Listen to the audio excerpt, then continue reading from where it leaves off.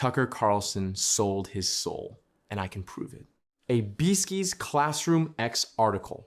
I know this will probably lose me some followers, but I am known for spotting issues and calling them out. I need to say this, and more are starting to see this too. I have defended Tucker Carlson for years when he was on Fox. I thought Tucker Carlson is one of the few people in media who actually tells the truth. I was wrong. And the evidence that I was wrong is now so overwhelming, so documented, so impossible to dismiss that I have to say it even if it costs me followers. Because if I don't say it, I am exactly the kind of person I have spent my whole time on X calling out. Tucker Carlson has found a new God. And it isn't Jesus, it isn't America, it isn't even conservatism. I'll show you exactly what it is. The Tucker I thought I knew. Let me show you something a lot of people have conveniently forgotten. About 15 to 20 years ago, Tucker Carlson sat on a Fox set and said on the record, on camera, available to anyone who wants to find it, about Iran, I think Iran deserves to be annihilated. I think they're lunatics. I think they're evil. That is Tucker Carlson. His own words. This is also Tucker Carlson, the man who just called President Trump a war criminal for taking out Iran's nuclear program in Operation Epic Fury. The man who bought property in Qatar. The man who gave a soft, fawning interview to the Emir of Qatar. An interview that, according to public FARA registration documents on file with the federal government, was paid for by the Qatari embassy through a consulting firm called Illuminated Advisors in Northern Virginia. Their one listed product on the government registration form was securing Tucker Carlson that interview. He aired foreign state propaganda and called it journalism. You want to understand Tucker Carlson? Start there. Same man, different God. The person writing his biography didn't recognize him. Here is where it gets genuinely unsettling. Tucker Carlson asked a journalist, a respected writer at the New York Post, someone he trusted, someone who had been on his show many times to write his biography. This writer was halfway through the manuscript when Tucker left Fox in what they described publicly as mysterious circumstances. And here is what that writer said on the record about the Tucker Carlson they see now. I don't recognize what's happened with his podcast now. That is not a political opponent. That is someone Tucker trusted enough to write his life story. A woman who knew him, who spent time with him, who understood his thinking, and that woman looks at what Tucker is doing today and says, I don't recognize this person. Then there's Jason Zingerle, author of the unauthorized biography, Hated by All the Right People. He spent years studying every version of Tucker, CNN Tucker, Daily Caller Tucker, Fox Tucker, post-Fox Tucker. And his conclusion is chilling. Tucker, Zingerle argues, has always responded to incentive structures.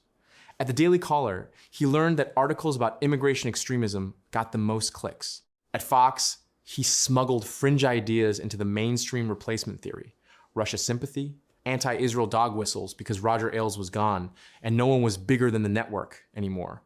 Post-Fox, no guardrails, no editorial oversight, no talented production team. Just Tucker and a microphone and an audience that rewards the most inflammatory content. His former Fox colleagues say the same. Multiple people who worked with him for years, who liked him, who considered him a peer, they look at him now and say they do not recognize him. When multiple different people who knew the real Tucker Carlson all arrive independently at the same conclusion, that is not a coincidence. That is a verdict. The lies Tucker tells about Jews. This section is going to make some of you uncomfortable. Good. Sit with that discomfort for a moment before you scroll away. Tucker Carlson has a documented, escalating, systematic pattern of promoting anti-Semitic content. Not just asking questions, not controversial takes on foreign policy, actual anti-Semitism, the kind that has historically preceded violence. Let me go through it because I think most people have no idea how far this has gone. The Charlie Kirk Memorial, September 2025. Tyler Robinson, trans activist, DNA on the murder weapon, text message confession, motive carved into the bullets, turned in by his own family, shot and killed Charlie Kirk, open and shut. Tucker Carlson eulogized him.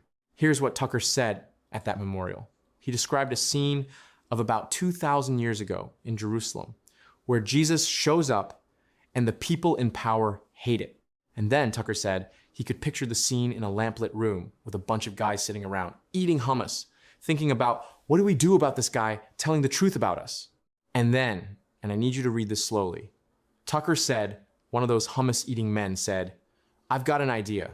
Why don't we just kill him? That is deicide blood libel, one of the oldest and most dangerous anti-Semitic tropes in human history, used to justify Jewish pogroms across Europe for 1,000 years.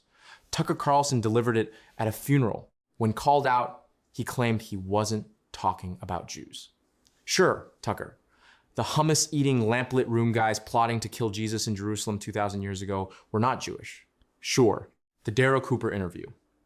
Tucker called Darryl Cooper the best and most honest historian in America. Cooper's thesis, Winston Churchill was the real villain of World War II. Hitler didn't mean to gas all the Jews. He just sort of stumbled into it. Tucker nodded along, offered almost no pushback. His own former producer, a man who worked for Tucker, went off on him publicly after that one, because even Tucker's own people recognized they had crossed the line. The Kaiser hypothesis. February 2026. Tucker promoted the theory that modern Jewish people are not descended from ancient Israelites. They're descended from a medieval Turkish tribe called the Khazars, who converted to Judaism. Therefore, no genetic connection to the land of Israel. Therefore, the entire Jewish claim to the Holy Land is a historical fraud. This is a staple of neo-Nazi literature. Tucker brought it to a mainstream conservative audience and dressed it up as historical inquiry. Shabbat and the War, March 2026. Tucker alleged that Chabad was behind the war in Iran. Senator Chuck Schumer called it abhorrent anti-Semitism. Multiple Jewish organizational leaders agreed. Tucker's response was to keep going. The Nick Fuent's interview, 2.5 hours. Tucker let Fuentes say that December 18th, Joseph Stalin's birthday, is one of his favorite days. Tucker's response, really? That's it. Just really. No challenge, no pushback. When Fuentes said Christian Zionists have a brain virus, Tucker agreed. Said he hates them more than anybody, more than ISIS, more than Hamas, more than Hezbollah, more than the Taliban. Tucker Carlson, who claims to be a Christian, hates Christian Zionists more than he hates the people who murder Christians. His own father, Dick Carlson, self-identified as a Christian Zionist and worked for years at the Foundation for Defense of Democracies. Tucker is publicly spitting on his father's legacy in front of millions of people, trying to erase the Hebrew Bible from Western civilization. This is the part most people haven't connected yet. Tucker told Megyn Kelly that the New Testament alone built Western civilization. No Old Testament, no Torah, no Hebrew Bible. He told a guest that after reading the Old Testament for the first time last year, he was shocked at the violence and the genocide. Tucker. The Liberty Bell has Leviticus 25:10 engraved on it. Benjamin Franklin proposed Moses parting the Red Sea as the national seal of the United States. Lincoln called us almost the chosen people. You cannot strip the Hebrew Bible out of Western civilization. You can only lie about it. What Tucker is promoting is the 2nd century Christian heresy of Marcion of Sinope, the claim that the God of the Old Testament is not the same deity as the God of the New Testament. The early church fathers condemned this formally. Tertullian wrote 5 books against it. The church excommunicated the man who taught it. This heresy has been formally condemned for almost 2,000 years of Christian history. Tucker Carlson is promoting a condemned heresy and calling it Christianity. And millions of conservative Christians are nodding along because he says things about immigration and the deep state that they agree with. Josh Hammer, senior editor at Newsweek, legal scholar, author of Israel and Civilization, a man who argues cases at the federal level and chooses his words with precision, said this publicly and on the record. Tucker Carlson is the most dangerous anti-Semite in American history. He said Tucker blows Father Coughlin and Henry Ford out of the water.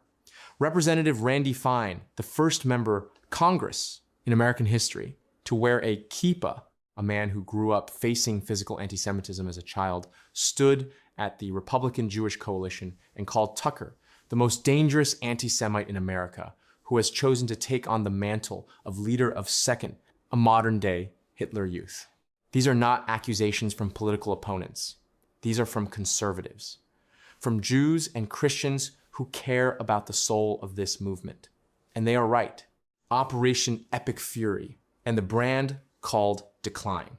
Here is what most people are missing about Tucker's opposition to Operation Epic Fury. Tucker didn't just disagree with the strategy. Tucker called the President of the United States a war criminal. Tucker mourned the victory. When America hit the regime that has been killing Americans since 1979, that funded the IEDs, that killed American troops in Iraq, that held 66 Americans hostage for 444 days, that attempted to assassinate President Trump, that is the world's leading state sponsor of terrorism. Tucker Carlson said it was the end of American empire. He mourned an American military victory. I am a combat medic. 23 years of service, Iraq deployment. I have watched men bleed out defending this country. And I need you to understand what Tucker Carlson was saying. He was echoing the exact same rhetoric that the woke left has deployed against our military for 30 years. That America is a force for evil. That American power is something to be ashamed of. That our soldiers are colonizers.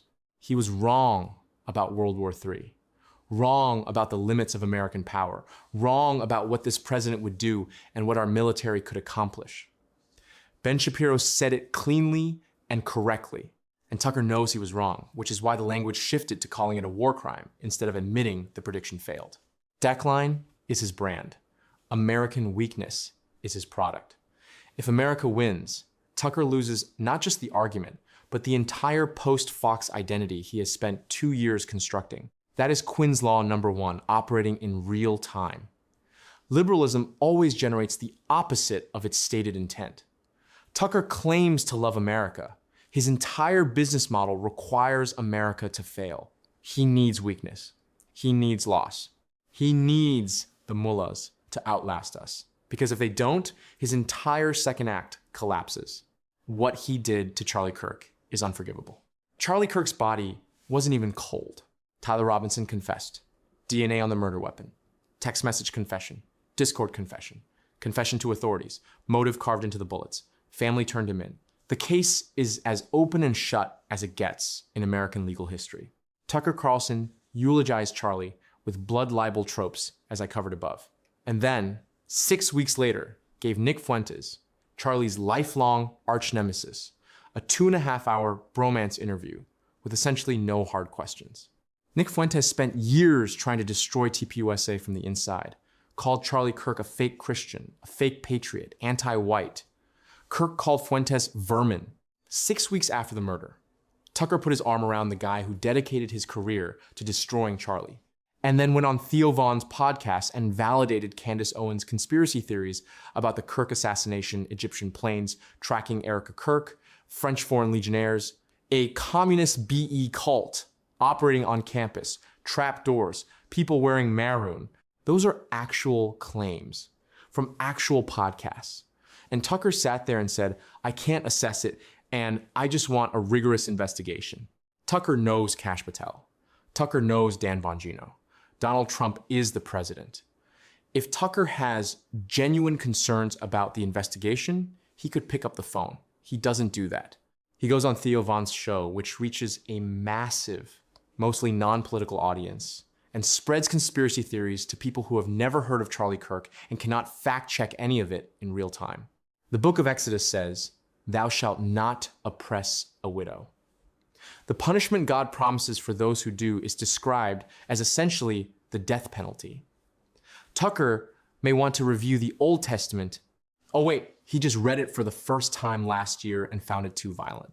Erica Kirk has handled herself with more grace and dignity under unimaginable circumstances than anyone I have ever seen. And Tucker is helping torch her reputation from the sidelines. With the validation and applause of millions of followers who think he's fighting for truth, the people calling him out, I want to name names.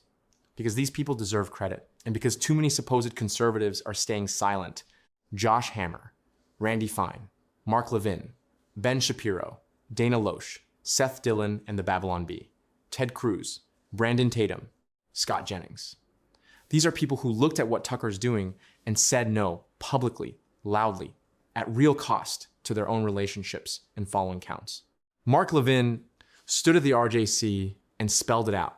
Carlson, Fuentes, Owens,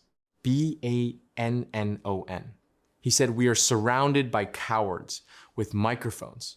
He said, you don't get to wrap your psychotic, unhinged, Nazi, jihadist agenda around American patriotism. He said, you don't get to claim your MAGA and America first when you're lining up with the Marxists and the Islamists and Hamas. He is right. Every word of it. The Heritage Foundation initially defended Tucker CEO Kevin Roberts, releasing a video calling Tucker always will be a close friend of the Heritage Foundation and describing the people opposing anti-Semitism as a venomous coalition. Heritage lost major donors. Jewish organizational partnerships ended. High-profile scholars left. Robert George resigned from the board. Roberts eventually walked some of it back. The damage was done. Multiple people, multiple organizations, multiple conservatives with real credentials and real credibility, all arriving at the same conclusion independently. You can dismiss one critic. You cannot dismiss all of them. The Qatar smell test. Follow the money.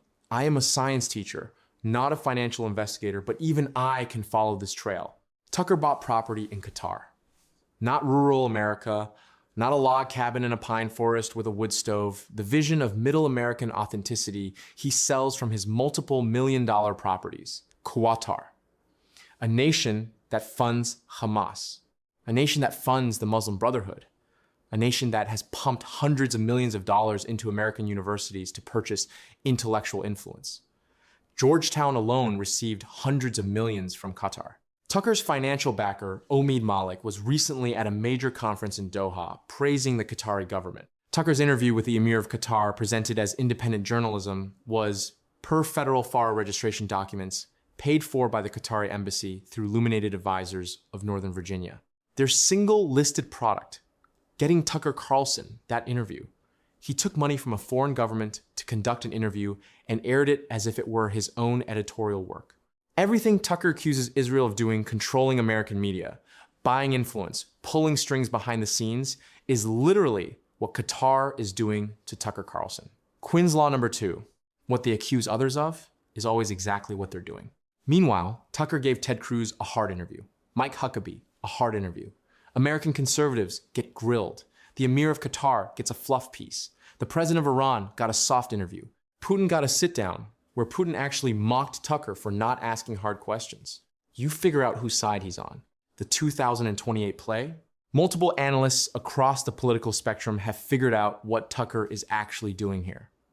Tucker studied Donald Trump closely. Trump ran against the Iraq War when everyone else on that stage was still defending it. That made Trump the honest candidate, the only one willing to say George W. Bush was wrong.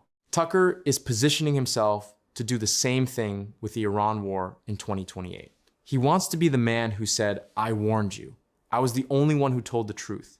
I got called a traitor for it. Now look, he is building anti-war credentials, building relationships with J.D. Vance and Peter Thiel. He's got decades of credibility with the conservative base credibility he is now spending, like a man drawing down a retirement account to normalize anti-Semitism and pro-Qatar propaganda as legitimate conservatism. Josh Hammer said it clearly. Tucker is not just trying to fracture the Jewish-Christian alliance. He is trying to destroy MAGA and rebuild something in its ashes, something with a different flag, something darker. The blood and soil nationalism that Josh Zingerle described, a movement that cannot succeed without the support of neo-Nazis. Look at what Tucker is doing and ask yourself, does this look like a man who loves MAGA? Or does it look like a man who is setting himself up to be the alternative to MAGA when Trump leaves the stage? So what is Tucker's real God? I said at the beginning I would tell you. It is not anti-Americanism, though he embraces it now.